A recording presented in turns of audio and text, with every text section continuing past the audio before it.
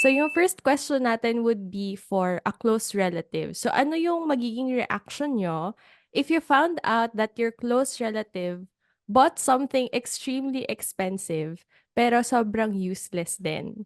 So assume natin na family to and someone na kaklose mo within the family or kinakausap mo lagi sa family.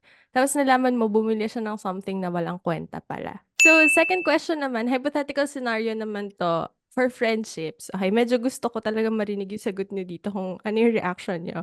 So what if mayroon kayong friend na nagdala siya ng new person na hindi niyo kakilala to a hangout without informing you. So for example, dapat kayong dalawa lang ni friend, magko-coffee date, ganyan. Tapos, nagsama siya ng third person na hindi niyo kilala at all. Ano po ang inyong reaction? This is about relationships naman. Okay. So what would you do if you noticed that your lover was being extra attentive to a particular friend? Kasi iba 'di ba pag kunwari maalaga siya sa friend group mo, like siya yung nag-aabot ng mga plato for everyone or something ganyan, yung drinks.